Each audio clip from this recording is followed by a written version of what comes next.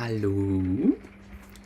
So, jetzt müssen wir mal schauen, ob das alles so klappt, wie ich mir das vorstelle.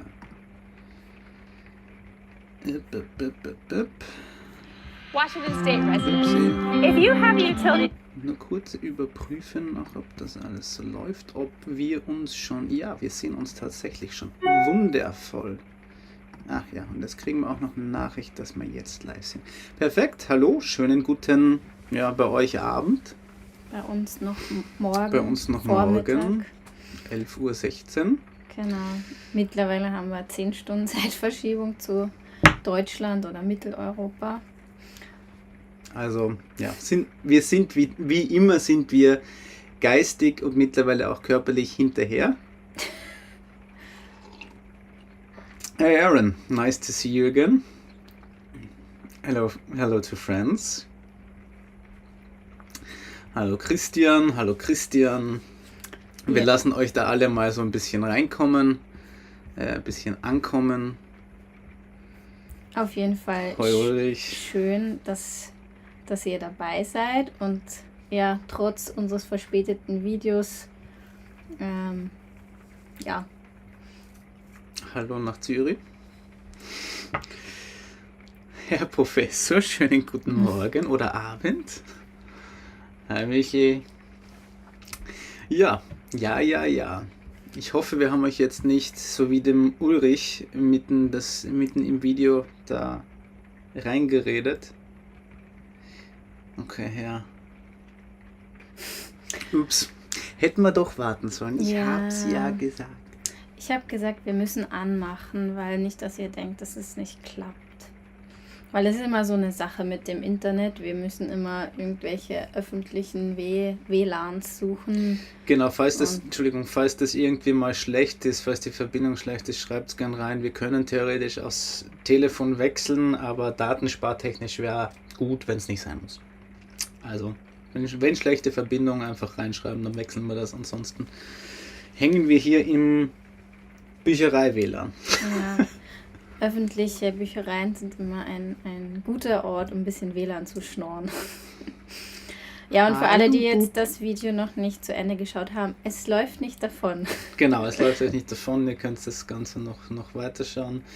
Hallo Ben, hallo Markus, hallo Bezibub, hallo Ronald. Verbindung ist top. Das freut uns doch zu hören. Ja, weil das Video hat gestern, glaube ich, dann final 3 oder 4 Stunden gebraucht, bis es hochgeladen war. Und das war schon im WLAN, ja. Und da waren wir dann ein bisschen skeptisch, ob das mit dem Live-Video funktioniert, aber offensichtlich geht's gut. Und was auch gut Hi, geht, Silke. ist unser Wasserproblem. Also Ja. es ist nicht mehr existent, Die schon eine Mühle ist ganze dicht. Weile nicht. Es gibt zwar immer mal wieder die Momente, wenn es stark zum Regnen anfängt, wie auch heute wieder, wo dann einer von uns beiden, komm, ich schau doch mal schnell in den Kasten, ob alles trocken ist, aber bisher alles top. Ich habe so ein bisschen Schiss, weil wir uns gestern... Ja, wir haben jetzt, man muss sagen, wir haben den Steier ein wenig artgerechter gehalten, jetzt in den letzten paar Wochen. Und gestern sind wir da wieder so ein bisschen durch einen dichteren Waldpfad gefahren und da hat es uns die linke Seitenkamera von unserem Backeye so ein bisschen rausgezogen. Die war dann so halb draußen. Ich habe sie wieder reingedrückt. Jetzt habe ich so ein bisschen Schiss, dass wir da vielleicht wieder so Wasser über die Kabeln reinkriegen. Aber naja, muss ich mir anschauen. Muss ich einfach wieder mal ankleben und abdichten und dann ist da drüben auch Ruhe. Ja, aber das musste mal sein, weil wir sind an den Kenai Lake gefahren. Das war ein wirklich wunderschöner Platz. Und ja, es waren weiche Äste, von daher haben wir uns nicht so besorgt. Da ist die Frage, was mit den Haaren passiert sind doch alle noch wie immer, oder? Ja, Judith hat mich ein wenig geschoren, wie ein Schaf. Also ich bin schon seit Jahren Arthurs persönliche Friseurin. Ja. Also, Ja, wenn man klug ist, nimmt man seine Friseurin einfach auf Reise mit. Also nicht, dass ich das beruflich mache, aber irgendwann habe ich mal gedacht, ja komm, so schwer ist das doch nicht. Schere und Trimmer und los geht's. Also jede wunderschöne und nicht schöne Haarpracht ist mir zu verdanken. Und letztens beim Haarschneiden hat der Arthur gesagt, ja, schneid auch noch mehr weg und noch mehr und noch mehr. Und irgendwann, ich wollt's nicht wirklich. Eigentlich habe ich mich nicht getraut, aber wir haben gesagt, okay, im schlimmsten Fall dauert es, keine Ahnung, 4 Wochen und wir sind wieder im ursprünglichen Stadion. So the question actually was in English by Arno, so I'll just repeat that. We just answered in German, which made no sense. But anyways, Judith sheared me like a sheep, so that's what happened. Long story short. Ja, und zu der Temperatur, liebe Silke, kühl heute, etwas kühler, draußen als 11 Grad. Es hat seit gestern angefangen zu regnen.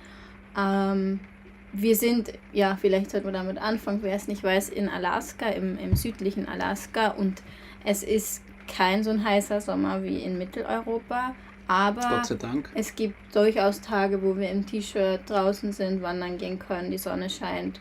Also, wir hatten jetzt Glück und sogar recht viele von den Tagen. Aber manchmal ist es auch kühler, ja. Das Unscharf wurde geschoren. Warum ich das dann unter meiner Mütze verstecke, ist, weil mein Hirn sonst nicht funktioniert. Ich muss es ein wenig anwärmen. Das funktioniert generell nicht so gut, aber jetzt muss es ein wenig erwärmt werden. Außerdem ist das unser Betriebstemperatur. mehr oder weniger erstes Accessoire, was wir uns gekauft haben. Nee, will nicht fokussieren. Doch, jetzt hat's. Wir waren nämlich vor kurzem auf dem Denali Highway und im Denali Nationalpark und wir haben den Denali auch gesehen. Und eigentlich habe ich gesagt, also normal kaufen wir gar nichts irgendwie in Souvenirshops oder so, aber irgendwie Alaska ist wirklich, top, wirklich schön und irgendwie habe ich gesagt, da möchte ich gerne Erinnerungen mitnehmen. Habe nichts gefunden, er hat was gefunden und jetzt haben wir quasi die Haube, die Mütze als Erinnerung an Alaska und den Denali Highway. Sonst kaufen wir eigentlich immer nur Sticker und Patches, die wir uns vorne reinhängen, und die Sticker, die wir uns hinten drauf knallen, also auf die Innentür von unserer Heckgarage rechts. Ja, aber ansonsten kaufen wir uns nichts. Also, genau. Haben alles, was wir brauchen uns nichts kaufen. Haben zu viel. Ja. Wir haben schon gesagt, wenn wir einmal unsere Familien oder so besuchen gehen, dann werden die Reisetaschen mit Dingen gepackt, die wir mit nach Hause nehmen und nicht wieder mit hernehmen.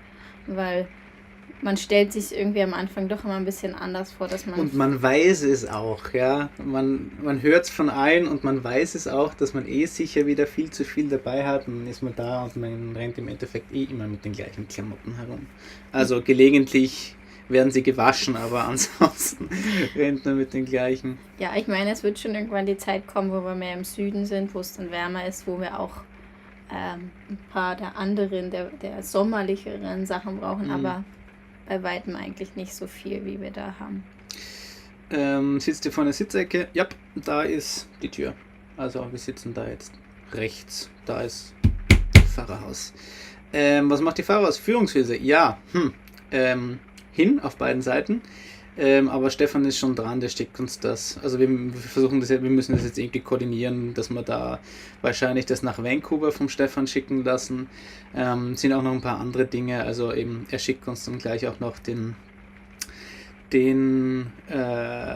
Deckel von der Staubox, die es uns am Dempster zerlegt hat.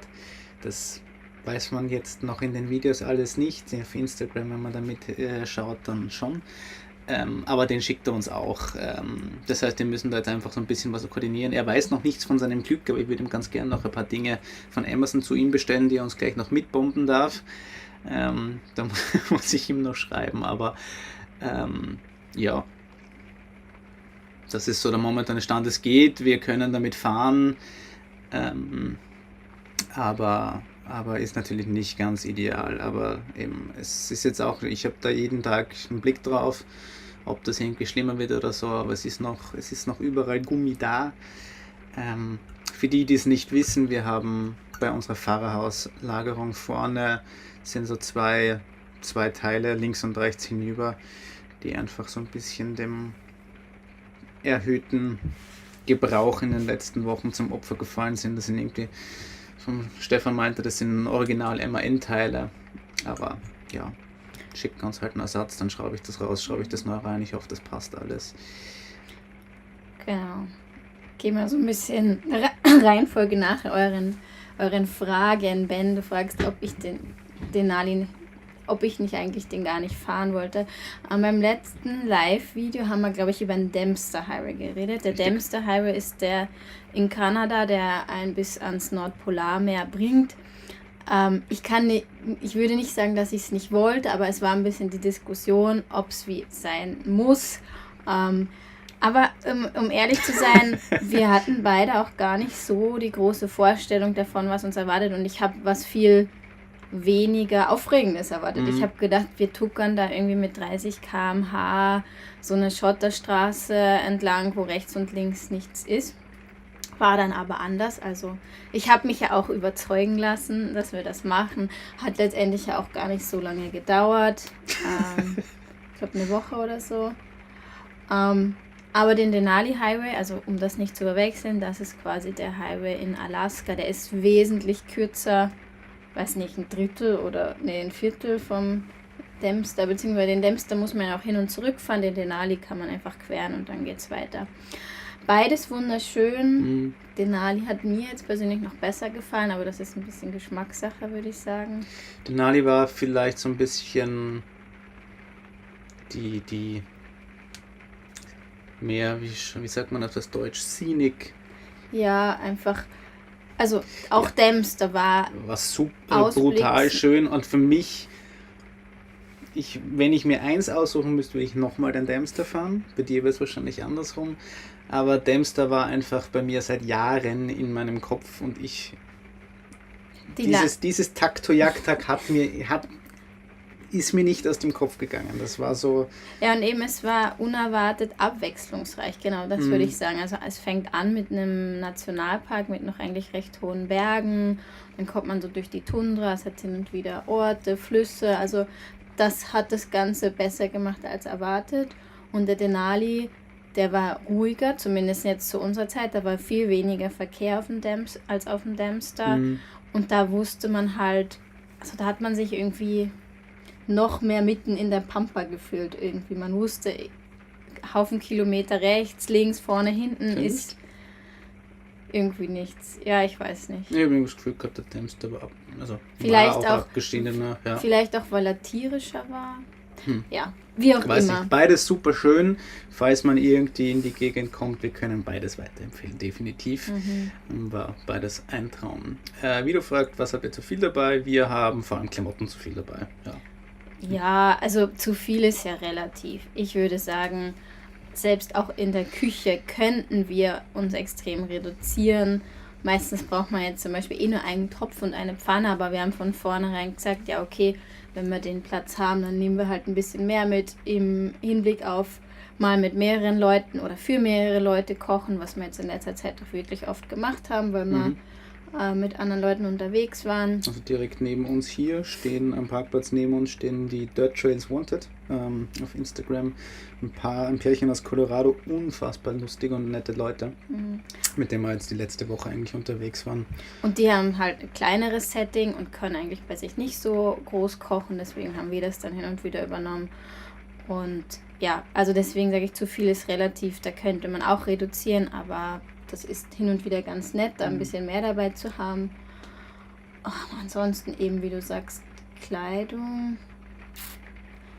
Fällt dir sonst noch was ein, was wir zu viel dabei haben? Ja, es gibt einfach Dinge, die wir noch nicht gebraucht haben, aber vielleicht mal noch brauchen werden, wie Schnorchel oder sowas, keine Ahnung. Okay, so, da müssen wir ein bisschen aufholen. Ja, die Grundrissplanung, ja.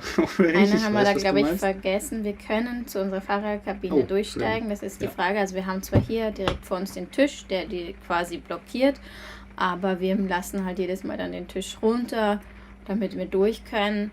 Kann man jetzt darüber diskutieren, ist das nicht immer ein bisschen aufwendig? Jein. Ja. Es gehört halt mit zu unserer Routine, bevor wir losfahren, alles wegräumen, den Tisch runter zu machen. Wir lieben nämlich ansonsten unser Layout, also wir sind damit sehr happy, würden es, glaube ich, auch wieder so machen, aber ich kann auch verstehen, wenn jemand sagt, es wäre mir zu nervig, den Tisch dann immer runter zu machen.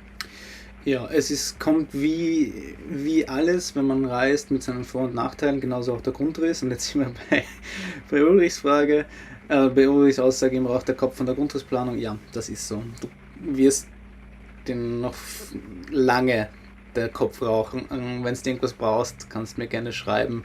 Wir haben uns da auch viel Gedanken drüber gemacht. Das hilft. Wir haben uns das, also Judith hat das, wir haben es längere Prozess, wir haben es zuerst in 2D auf dem Papier gezeichnet und dann habe ich es auf SketchUp nochmal in 3D gezeichnet. Das ist relativ einfach zu lernen, das Programm. Das hat bei uns gar nicht so schlecht funktioniert. Ölwechsel fertig, ja. Ich habe ihn nicht umgebracht. Ich bin sehr froh darüber. Aber die Leute hier sind top. Also wir wollten auf Rat von anderen das eigentlich machen lassen, weil wir dachten, ja, könnte schon eine größere Sauerei sein, aber die Firma, bei der wir dann waren, die haben gesagt, ja, sie sind ausgebucht erst in 3-4 Tagen. Der Ort war nicht schön genug, um dann längere Zeit zu verbringen, also haben wir gesagt, probieren wir es selbst, und sie waren so nett, haben Ölwanne gegeben, wir durften es auf dem Grund machen, ganz versteckt, also ist jetzt nicht da ständig irgendwer vorbeigekommen, und hat gut geklappt. Ja, aber das war echt einfach so super hilfreich und so super nett, ja, und dann meinte er so am Schluss, bringe ihm so das Ölfass, das halt mit einem Altöl, und der meinte so, ja, er bringt das gleich weg, und ich habe gesagt, ich trage es ihm schon rüber, hat er gemeint, ja, und ich soll es dann einfach da hinstellen und der macht es dann weg, ja, das ist ja, that's the least I can do for you, und ich denke mir, du müsstest eigentlich gar nichts für uns machen, ich gebe dir kein Geld, also, ja, ich zahle dir nichts, ich bin einfach nur da und du bist schon so nett und lässt mich das da machen und borgst mir das ganze Zeug und so weiter. Also echt, die Leute, top, tippitoppi. Wir haben dann den Laden mit Donuts beglückt. Haben dann gedacht, wir fahren am nächsten Tag wieder vorbei, haben noch Donuts hingebracht. Haben sie sich auch gefreut. Nein, aber insgesamt die Leute auch hier in Alaska extrem nett und hilfsbereit. Voll. Kann man nichts sagen. Wo sind wir so? Okay. Ja, am Ende trägt Arthur trägt immer dasselbe. Ja, das ist so. Ich habe schon, bevor wir auf Reisen gegangen sind, eigentlich immer das gleiche getragen. Also ein schwarzes T-Shirt und eine schwarze Hose. Mittlerweile ist es ein schwarzes T-Shirt und eine grüne Hose. Alles in mehrfacher Ausführung gekauft und im Schrank. Deswegen sieht man mich immer in den gleichen Klamotten. Der Regen im Hintergrund ist beruhigend. Ja, das ist so. Wenn es mal so ein bisschen gemütlich vor sich hin regelt, ist es echt so richtig schön Hüge bei uns in der Karre. Wasserverbrauch. Wie könnt ihr die Solarpaneele bei den Bescheinigungen effektiv nutzen? Wasserverbrauch. Wir haben ja 400 Liter Frischwasser. Und je nachdem, ob wir jetzt Wäsche waschen oder nicht, oder das schießt dann meistens so 40-50 Liter durch pro Waschgang, ich würde mal sagen, so 10 Tage, 14 Tage kommen mit dem Wasser aus. Genau. Je nachdem, ob Wäsche oder nicht. Ja. Aber letztendlich ist es hier nie ein Problem, Wasser aufzufüllen. Nee. Es gibt extrem viel gratis Dumpstations, Wasserbefüllung. Ja. Ich meine, ist auch logisch, haben wir ja gutes Wasser. Und im schlimmsten Fall, also so wie am Denali, da ist uns mal ein bisschen das Wasser ausgegangen und wir wollten es ausprobieren. Da konnten wir sogar Wasser aus dem Fluss auffüllen. Also wir haben so eine kleine Pumpe und dann haben wir uns quasi aus dem Bergbachfluss das Wasser in die Karre gezogen. Das war irgendwie ein cooles Gefühl, so zu wissen, jetzt sind wir sogar von Wasser oder theoretisch von so Wasserstationen unabhängig. Ja, das war echt geil. Also wir hätten noch Wasser gehabt, das wäre sich schon ausgegangen, aber wir wollten das auch mal ausprobieren, ob das wohl alles so funktioniert, wie wir uns das gedacht haben, und das hat gut funktioniert. Hat so ein bisschen länger gedauert, aber uns läuft ja nichts davon. Aber es ist einfach geil, wenn du sagst, du ziehst dir jetzt einfach aus dem Fluss dein Wasser. Ist nochmal mehr so ein bisschen dieses Gefühl von der kompletten Unabhängigkeit. Ja. Und zu den Solarpanelen, also normal, wir haben gestern festgestellt, wir haben eigentlich auf der gesamten Reise recht Glück gehabt mit dem Wetter. Es gab mal die 3 Tage vor Band, wo es uns länger erwischt hat, dass es geregnet hat, aber auch da reicht der Strom, also 3 Tage reicht der Strom mal sowieso, auch wenn wir nichts laden. Also, Vielleicht Also erst die Kommentare. Sind wir wieder hier? ist vielleicht nur. Weil in Dingens hängt Du es. hast aber nicht auf Play gedrückt. Aha, okay, das erklärt's. Entschuldigung, mein Fehler, eigene Blödheit. Alles gut. Also zurück zum Solar. Also 3 Tage, vielleicht 4, können wir, glaube ich, ohne zu laden stehen.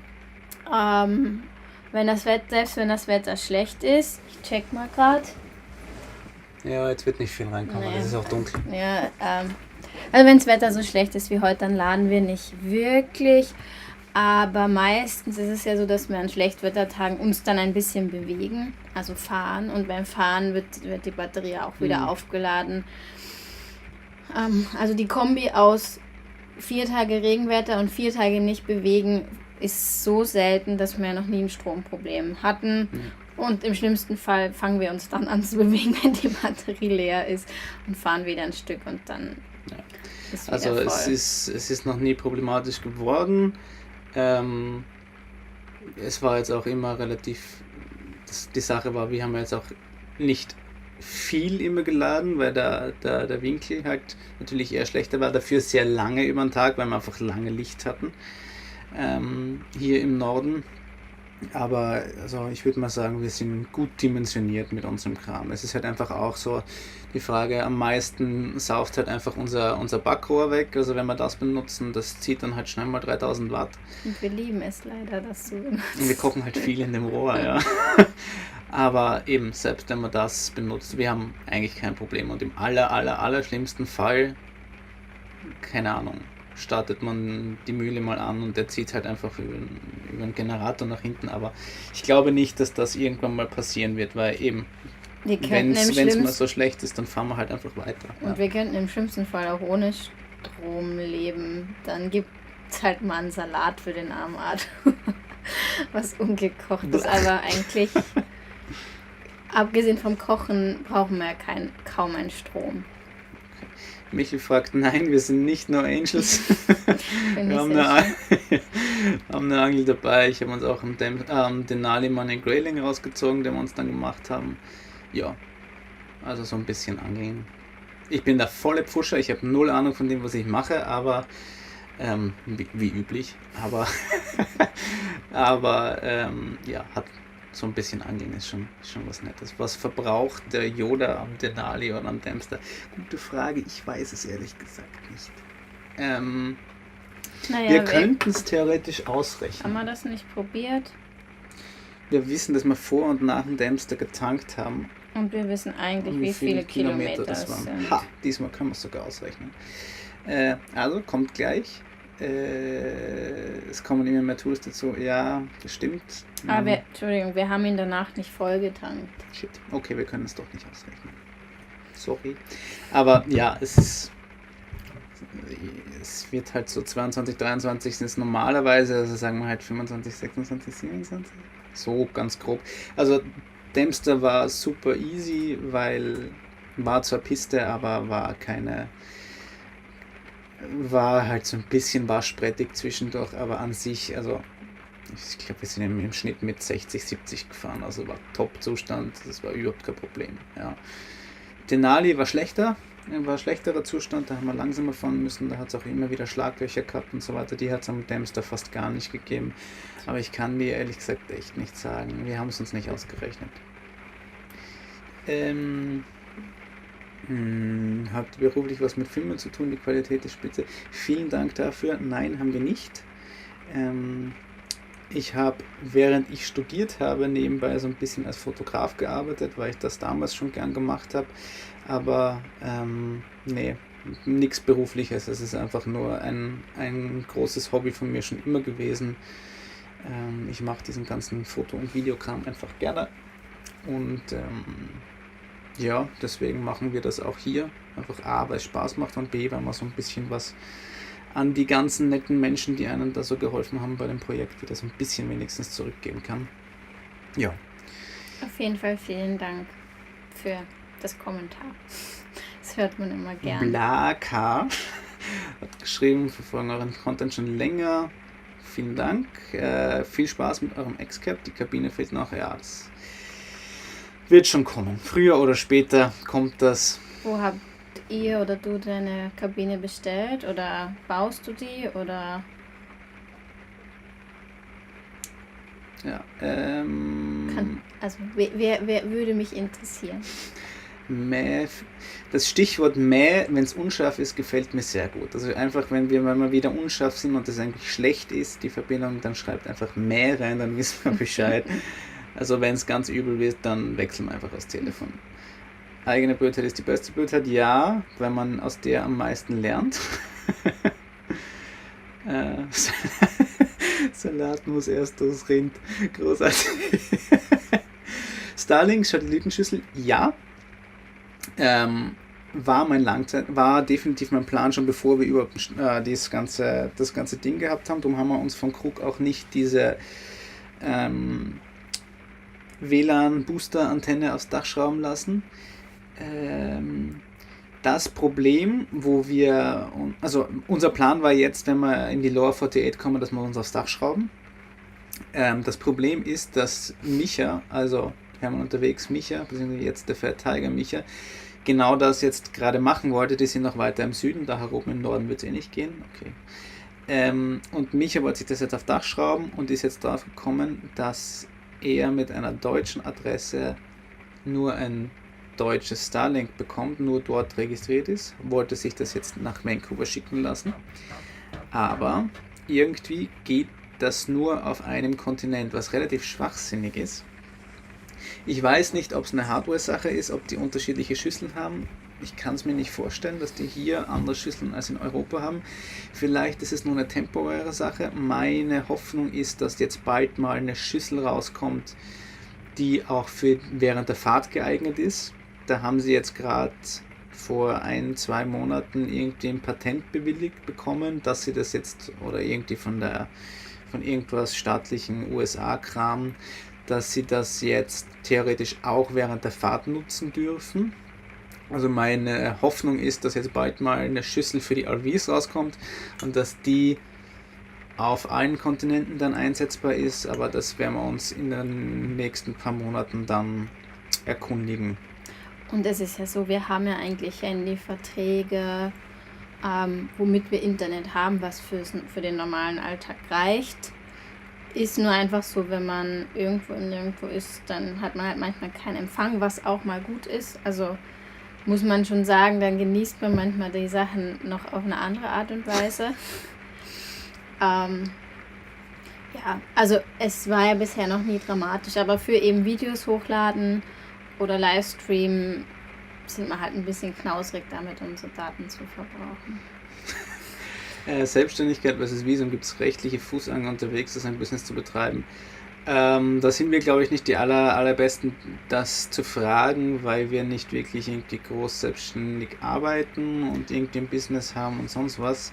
Das Einzige, was man sagen kann, als wir das Visum jetzt für die USA 180 Tage beantragt haben, ist es eigentlich bei den Fragen gar nicht darum gegangen, was wir dann machen, wenn wir reisen, sondern eigentlich waren die Fragen nur darauf bezogen, was machen wir gerade und was haben wir gemacht.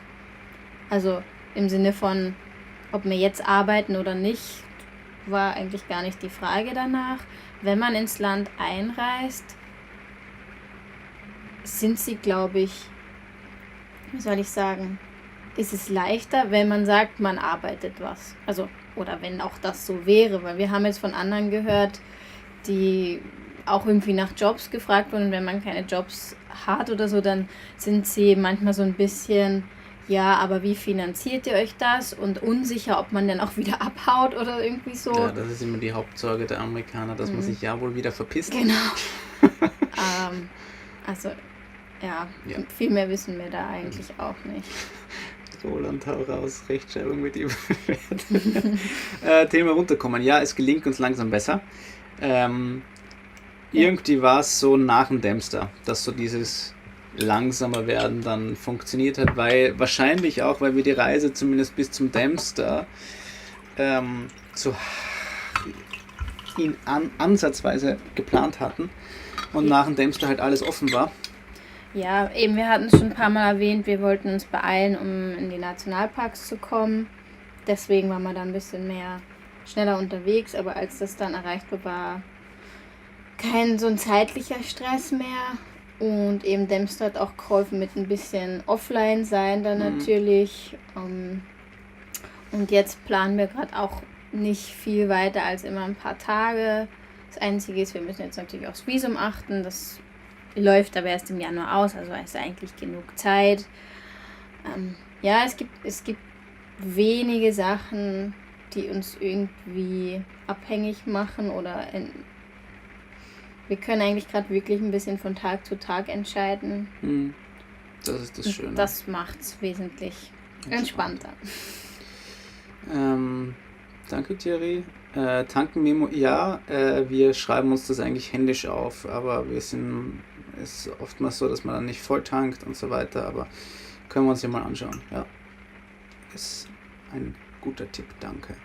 Videoqualität ist mega, Judith wird auch immer voll souveräner, ja, finde ich auch. Ich hasse Vloggen. Wer hasst das nicht? Warte mal, geh doch schon mal raus und erzähl, was wir gerade machen. Und ich so, Ja, es ist kacke. Einfach mit der Kamera reden ist einfach kacke, aber ja, gehört halt dazu. Welches Videoprogramm wir nutzen? Also ich schneide mit Final Cut. Wie ist es so ganz raus aus der Komfortzone? Das ist was heißt raus aus der Komfortzone? Also ich würde sagen, es ist sehr komfortabel gerade, aber wenn die Frage ist, wieso ist raus aus so einem Standardleben zu sein, geil. Nein, es ist echt, also genießen das Leben in vollen Zügen gerade, das ist richtig cool. Das ist echt so Idealzustand gerade irgendwie. Grüße von Xcap, danke. Ah, wow, Paraguay.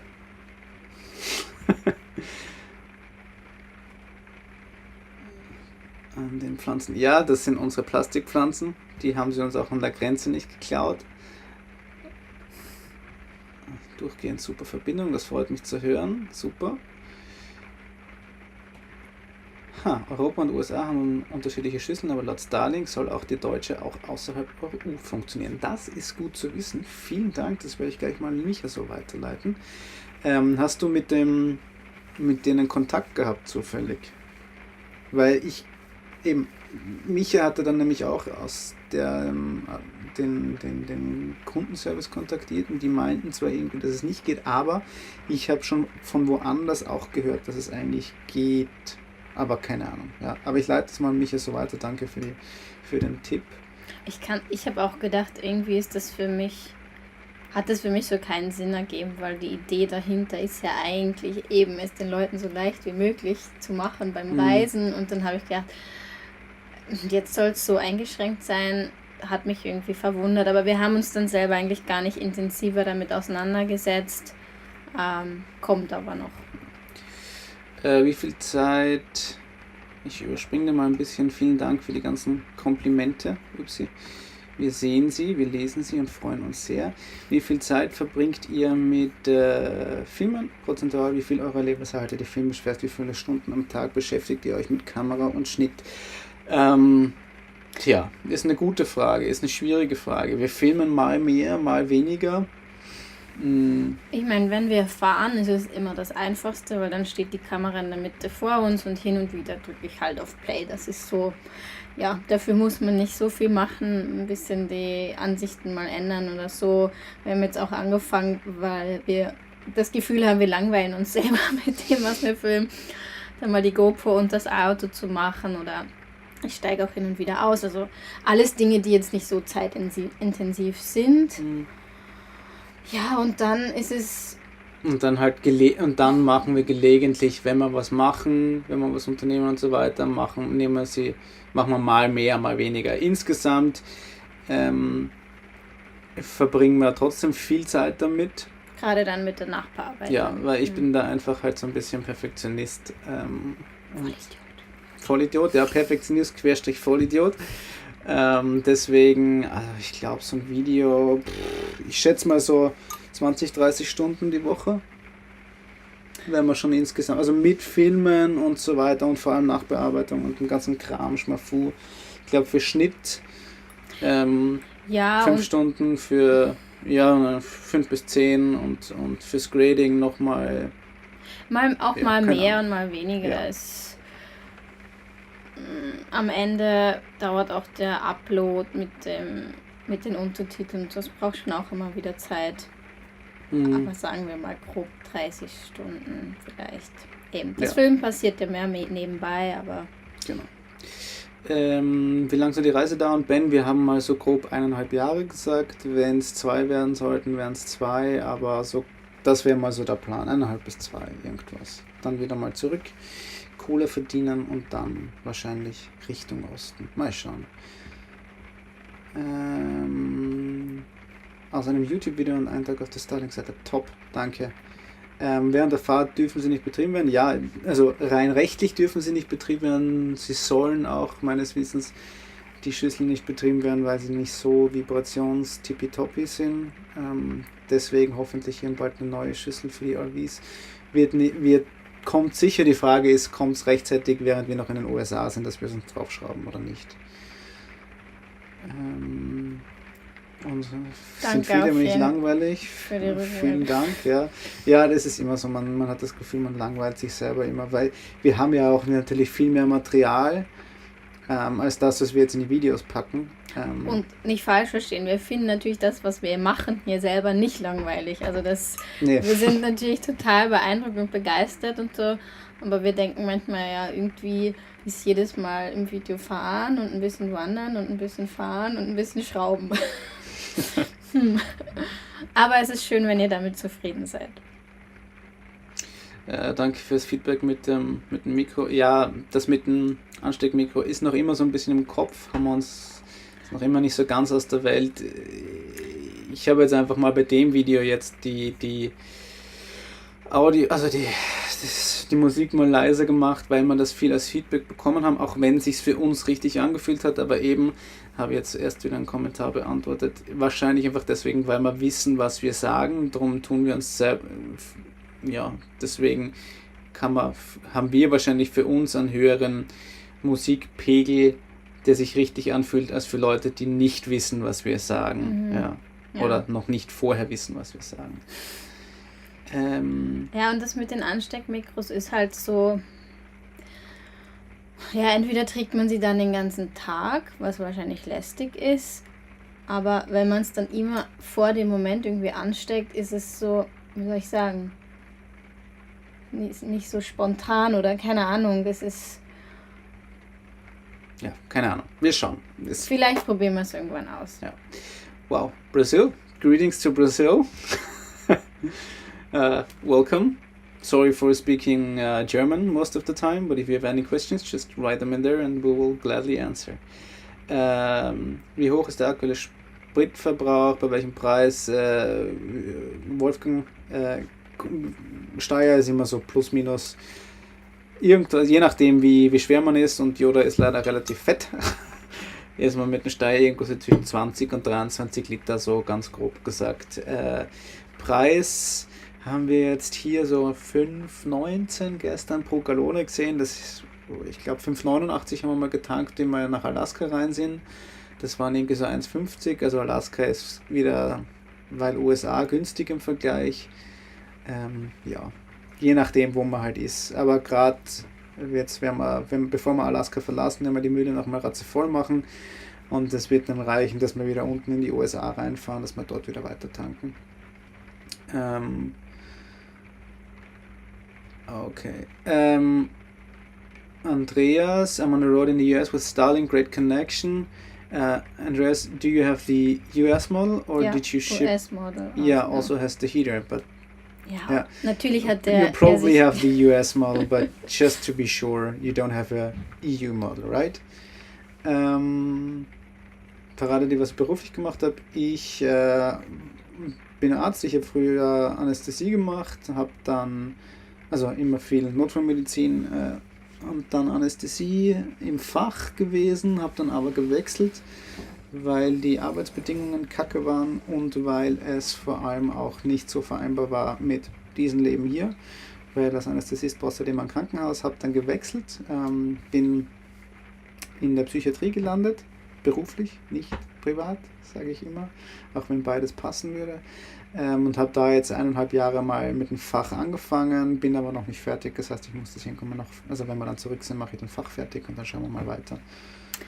Und ich bin Mathematikerin bzw. Datenanalystin, habe mich in die Richtung spezialisiert, weil ja, ich das einfach noch am interessantesten fand oder da noch die greifbarsten Dinge dabei waren, die man so hat machen können. Also wirklich, ja, extrem viele Firmen haben viele Daten, die analysiert werden, aus denen man sehr viele Erkenntnisse schließen kann.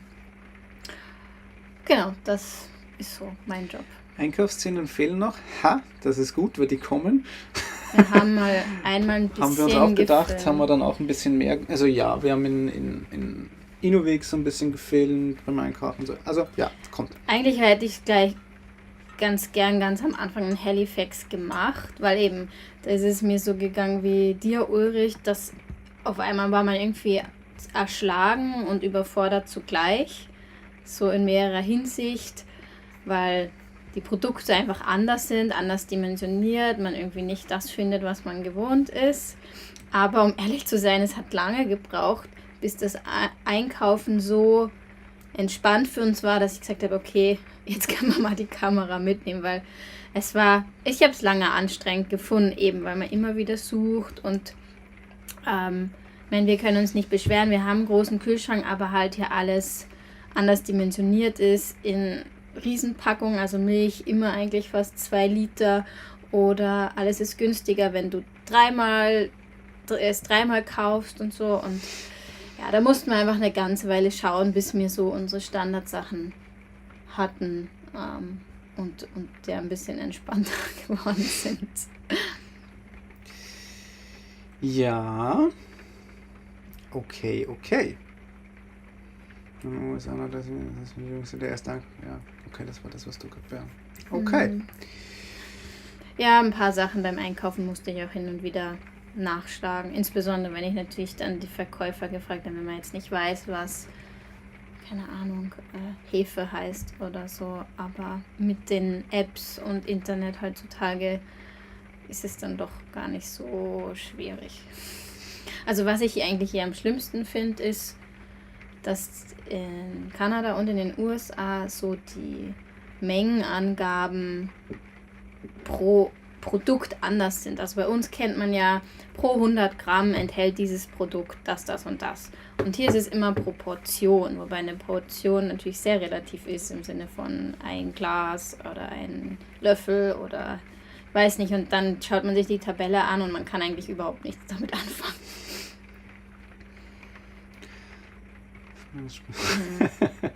Mir gefällt die Einstellung, einfach mal kaufen und schauen, was man dann auf dem Tisch hat, ja. Ja, aber wie gesagt, mittlerweile kommen wir gut damit zurecht und ich glaube, es ist ja auch Jammern auf hohem Niveau, weil es hat ja hier eigentlich alles an Produkten, die wir zu Hause auch kaufen. Lustigerweise, wir haben gedacht, dass wir mehr vermissen, aber bisher gibt es nicht so viel. Wir kochen alles ähnlich wie zu Hause. Die Käsevielfalt ist halt ein bisschen kleiner, aber auch damit arrangieren wir uns. Ja. Ralf fragt, es tut mir leid, Ralf, aber ich muss den Schmäh jetzt fragen. Ralf Hunger fragt nach dem Essensangebot. Hast bestimmt noch nie gehört, diesen Witz. Es tut mir leid, ich ziehe noch gleich wieder zurück. Wie viel wir zugenommen haben bei dem Essensangebot? Ich glaube gar nicht. Ich glaube, wir haben eher abgenommen, weil wir eher jetzt so ich glaube schon, weil wir eher jetzt zum Mittag mal so einen Salat machen und so, ja. Ich hätte gesagt, es ist gleich geblieben, also wir hatten uns am Anfang vorgenommen, nicht so viel Blödsinn zu essen, weil das macht man irgendwie ganz gerne mal auf Reisen oder auch nicht auf Reisen. Wir nehmen uns immer wieder vor, uns genug zu bewegen, ist aber auch manchmal gar nicht so einfach, das immer einzubringen, irgendwie, weil... Noch nie gehört, Ralf, gell? Aber ja, ich habe das Gefühl, es hat sich jetzt nicht viel verändert, was unser Gewicht anbelangt. Ja, nee, wir essen ja auch ungefähr das Gleiche, also wir gehen ja auch nicht dauernd essen, sondern wir kochen primär selber.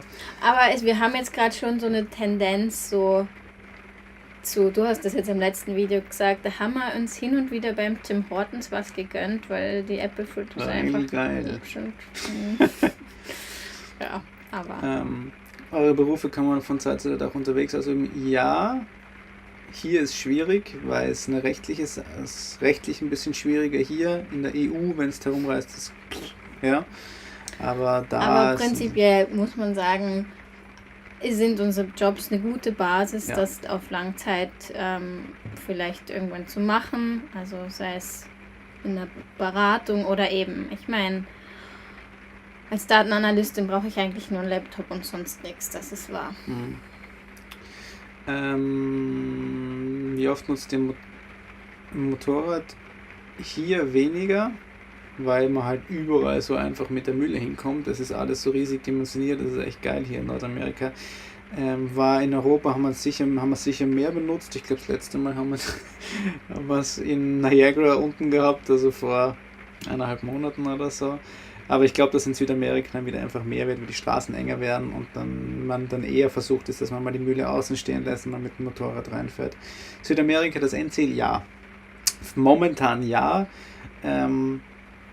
Wir wollten ja eigentlich ganz was anderes machen, Nordamerika und dann nach Russland verschiffen, Mongolei, Kasachstan, so Europa, aber ja, ist jetzt halt so.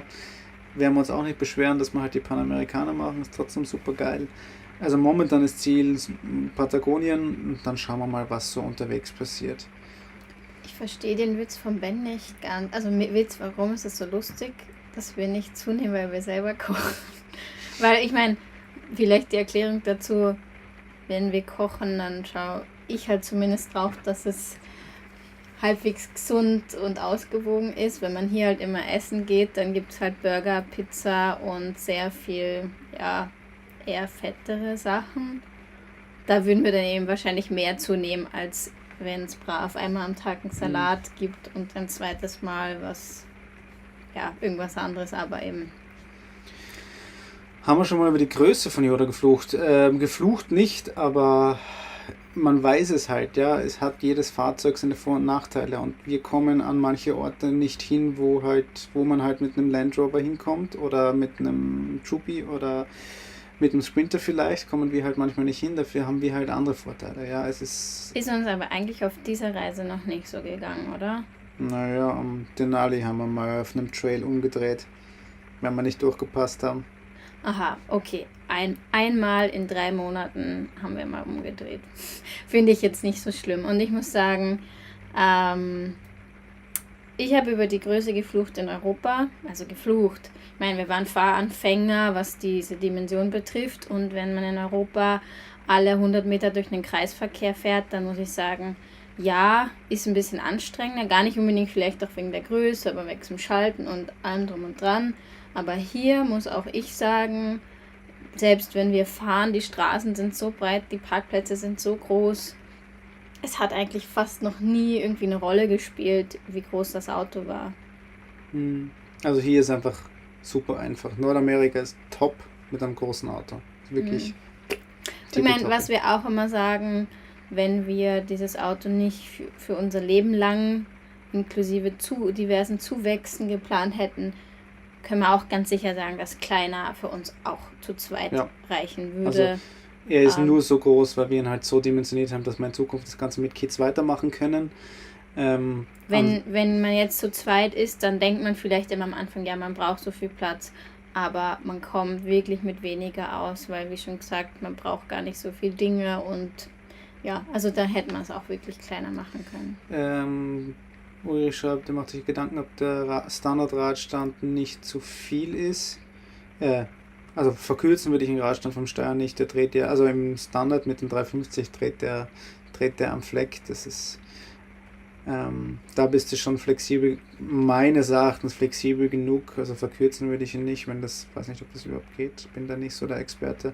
Wie gesagt, schraubertechnisch immer noch ein Pfuscher vor dem Herrn, aber ich denke wir haben ja 405 und ich finde selbst mit 405 ist es super, super wendig, also würde mir da wenig Gedanken machen. Kabinen-Setup, anders planen, andere Fenstergrößen, Dachluken, ja, nein, andere Anordnung.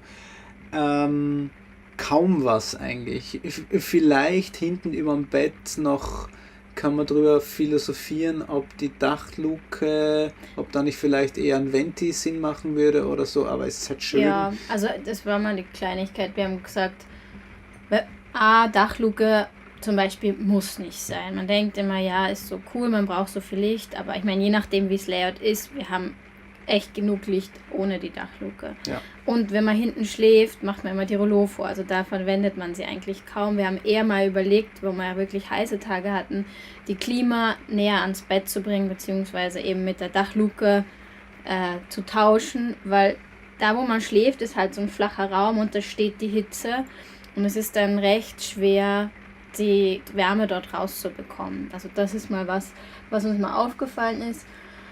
Eine zweite Sache, die uns aufgefallen ist, wenn wir es uns hätten aussuchen können, hätten wir wahrscheinlich andere Fenster genommen vom KCT und darauf bestanden, dass die Fliegengitter, dass die auch für die Blackflies sind. Also wir haben jetzt normale Fliegengitter, ich meine, die sind prinzipiell super. Genau, das sind die Standard-KCT-Beschläge. Das Einzige, was hier halt das Problem ist, ist, dass es hier noch die Blackflies gibt, die sind kleiner und die kommen da durch.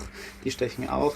Sie ist jetzt auch nicht super tragisch, muss man ehrlicherweise sagen. Moskitos haben wir, wenn die Teile unten sind, keine im Auto. Das funktioniert tippitoppi.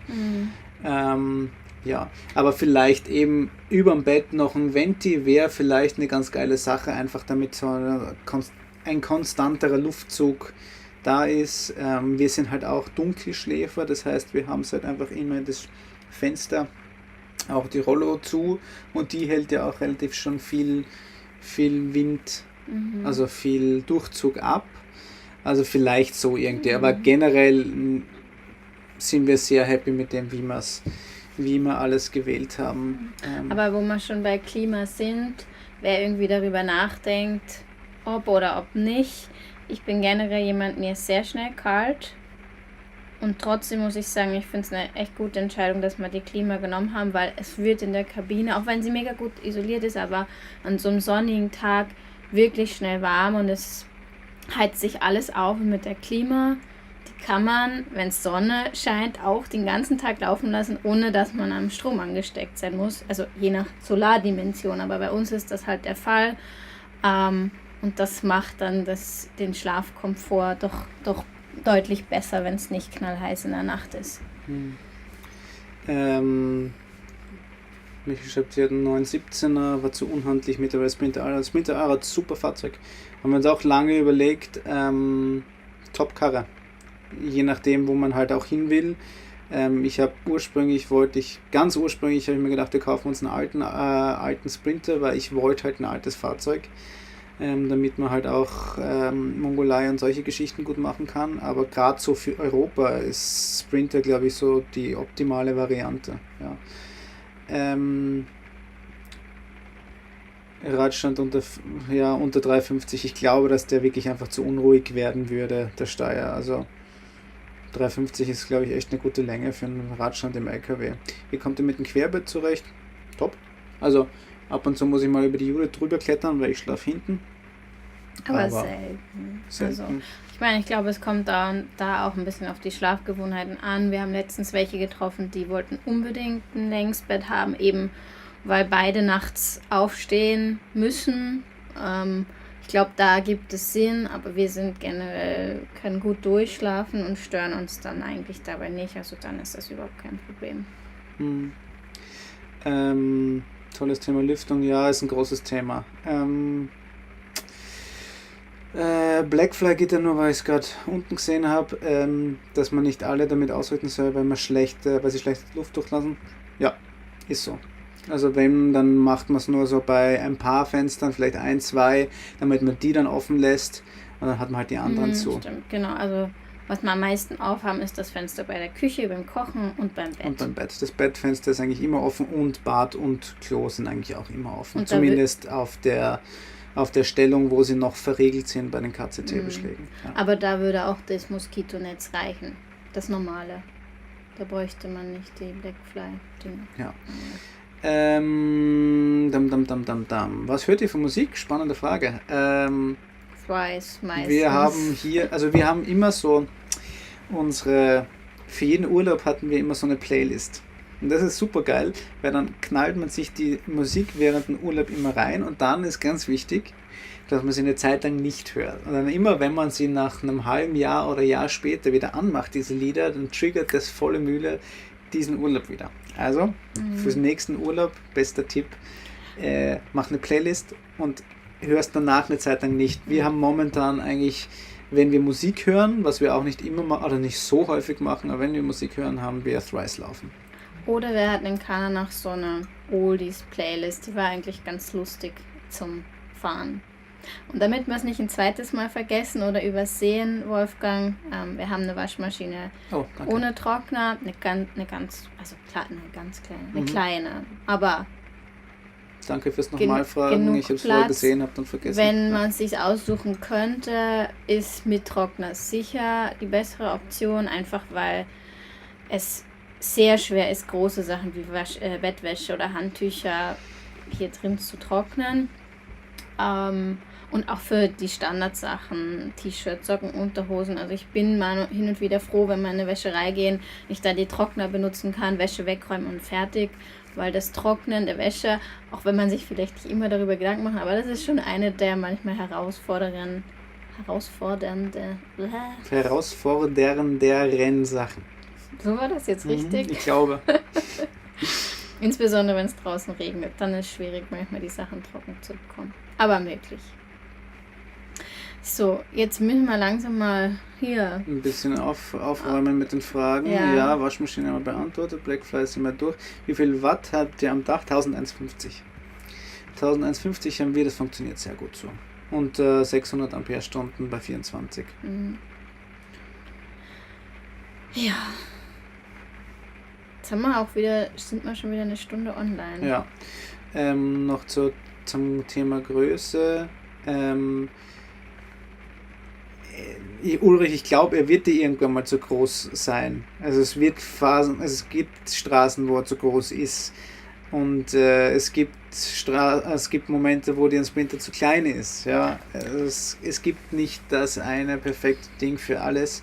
Man muss halt Abstriche machen. Man kann die Physik nicht neu erfinden, und die sind gebunden, und es gibt halt für alles, für jedes Fahrzeug seine Vor- und Nachteile. Wir sind super happy mit dem, wie wir es gemacht haben. Wir werden es jederzeit wieder so machen. Ja.